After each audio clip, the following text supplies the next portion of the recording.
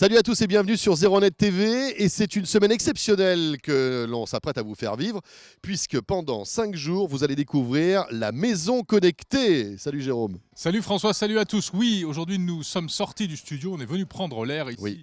En région parisienne. En fait, nous sommes chez un journaliste de 01net TV. Oui, David Noguera, qui a installé, écoutez, tout ce qui peut exister en termes d'objets connectés. Enfin, peut-être pas tout, mais pas loin.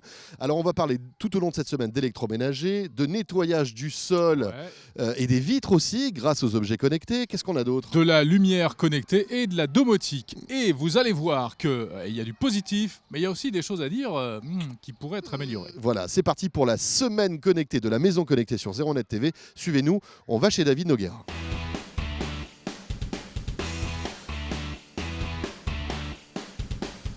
Salut David. Bonjour messieurs, bienvenue dans ma maison connectée. Bon bah écoute, on va visiter ça maintenant. Allez, c'est parti.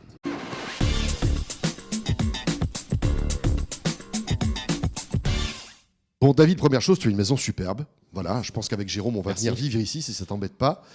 En revanche, il y a 2-3 trucs qui sont un peu bizarres. Qu'est-ce que t'as fait la fête ce week-end ou quoi ? C'est ça exactement, C'est un peu j'avais crado, un peu hein. de monde et là c'est juste le carnage. C'est quoi, un goûter d'anniversaire? Il y a du biscuit partout. Il y a du biscuit. Ça a commencé au goûter d'anniversaire et ça s'est fini à l'aube avec les biscottes.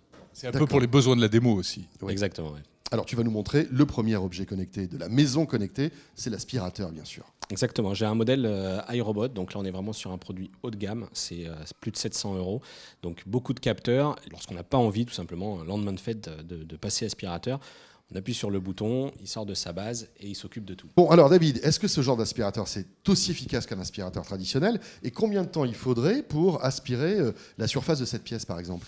Alors, c'est loin d'être aussi efficace qu'un aspirateur classique. Vraiment, il n'y a pas la même puissance. C'est-à-dire que le meilleur des aspirateurs robots ne vaut pas le plus banal des aspirateurs traîneaux. Ce qui est sûr, c'est que c'est de plus en plus efficace. Voilà, c'est des produits maintenant qui sont suffisamment intelligents pour parcourir les pièces. Il faut quand même leur laisser le temps. Là, on est sur une pièce d'une vingtaine de mètres carrés. Il faut quand même compter 40 minutes, une demi-heure en fonction de l'intelligence du robot parce que ça va vraiment... Moi, je vais plus vite. Même Jérôme va plus vite, c'est ce que j'allais dire. C'est ça.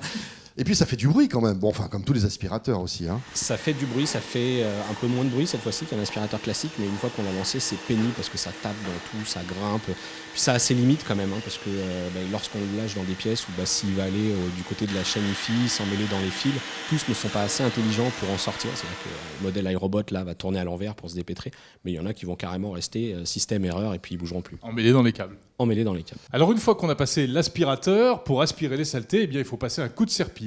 Et pour cela aussi, il y a un robot. Exactement. En l'occurrence, alors, c'est un marché qui est beaucoup moins complet. Il y a beaucoup moins d'acteurs sur la partie laveur de sol. J'ai là un produit iRobot, Scuba 450.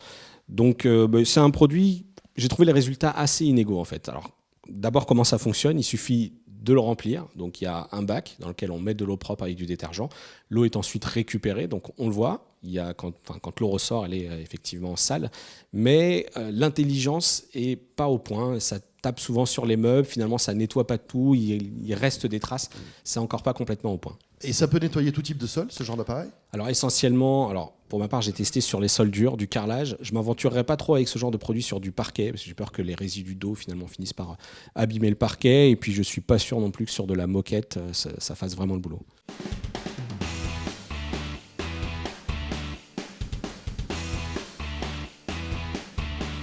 Bon David, pour les sols on est bon, nickel, tout est propre maintenant. En revanche, si je puis me permettre, encore une fois, tu sais, je suis un peu tatillon, je trouve qu'au niveau de la vitre, c'est pas terrible, il y a quand même de sacrées traces. On l'appelle Monsieur Propre à 01net. C'est vrai, c'est ça. Exactement. Écoute, j'ai encore une fois une réponse, j'ai encore une solution à te proposer.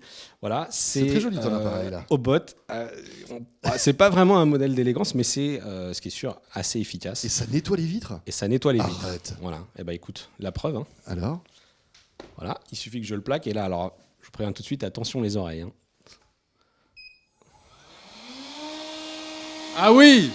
Voilà. Et donc ça nettoie les vitres, c'est ça ? Ça nettoie les vitres. J'ai une télécommande, donc idéalement, avant, il faut quand même asperger soit le carreau, comme ici, quand c'est très sale, on asperge un peu la vitre et de produits vitres et les petits patins. Et puis après, quand même, c'est juste magique. Hop.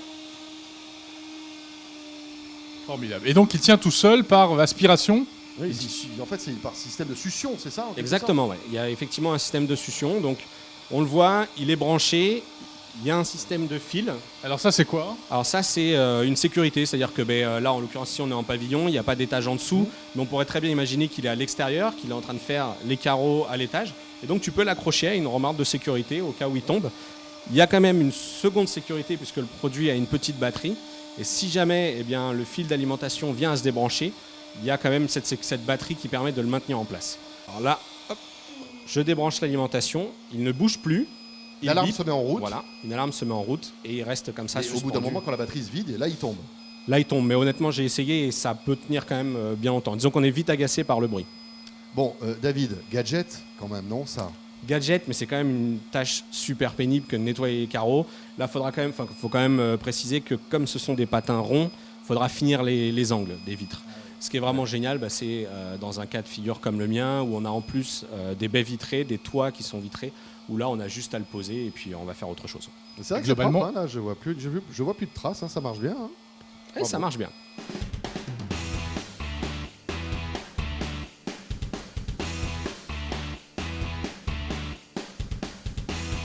Bon, alors Jérôme, tous ces appareils dédiés au ménage, c'est bien, mais ça coûte quand même une blinde. Ben regardez, 730 €, 300 €, 650 €, faites le compte, on est quasiment à 1700 € Pour des résultats, somme toute, assez moyens, on l'a vu avec David Nogard. Et oui, puisque parfois il faut repasser par derrière pour fignoler. Voilà. Bon, alors ce que je te propose, Jérôme, c'est qu'on dorme ici. Hein. David nous a trouvé un petit lit, toi tu dors là sur la terrasse. Dans le jardin. Voilà. Et demain on sera là et on va s'intéresser à l'électroménager connecté. Ah oui, c'est bien ça.